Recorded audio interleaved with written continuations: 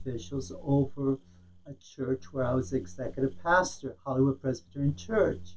And with the hostile takeover, they were trying to take the senior pastor down. And because I refused to ally with them, they put me on indefinite administrative leave. And so, what am I going to do? I couldn't produce as a pastor and as one in charge of the staff. So I decided I'd get up early in the morning, go play golf, get on the golf course before anybody else got there, and I would hit the ball and then I would pray. I would hit the ball and I prayed. I did that for the whole year. Wonderful, wasting a year turned out to be a Sabbath rest. So first thing, consider wasting a day. You can be fruitful, but we're hampered to be fully productive. Second, set a goal. And that goal is connected to being fruitful. And so for me personally, I thought, okay, what goal can I set for myself? And I decided this summer I'm going to run a half a marathon and I'm going to start training for it. And I'm up to 6 miles per run, and I did 11 miles last Sunday. So I set a goal. And that goal setting means, the virus is controlling us, but here's a small area I get to control, which actually counters the overwhelming macro control and oppressiveness of the virus pandemic.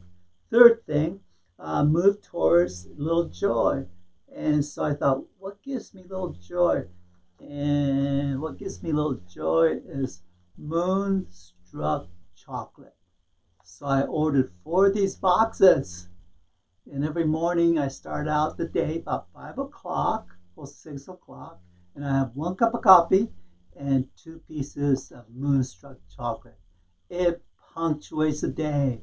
I start the day on a little tiny energy jump, boost of energy because of joy. Lastly, waste a day, select a concrete goal, move towards little joy. And last thing is when you're anxious and you start to flood with anxiety, feel overwhelmed, take time to share that with someone you trust. And last week, Friday, I went out and jogged 6 miles, and it was 39 degrees here in Oregon when I was jogging. So I came home sniffling, and immediately my thoughts, oh my goodness, signs of the virus.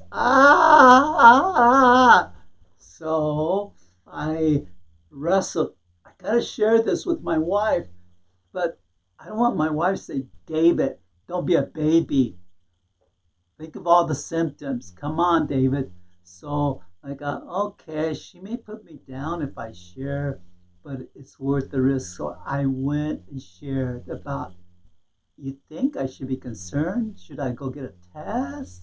What's this all about? And she wonderfully was compassionate, and she held my anxiety, and the anxiety instantly popped. Shared anxiety breaks the power of anxiety. All right, so then let me share with you one other way in which relationships breaks the power of anxiety.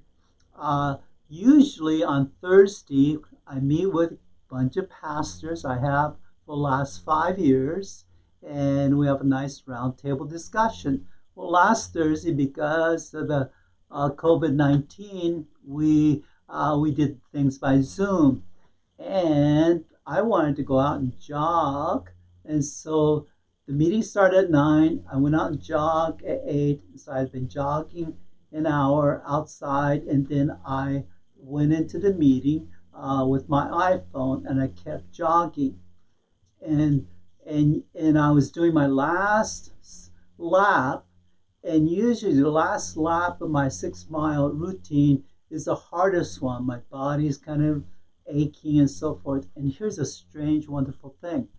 I listening to the guys, trying to engage, even though I'm kind of challenged as I jog.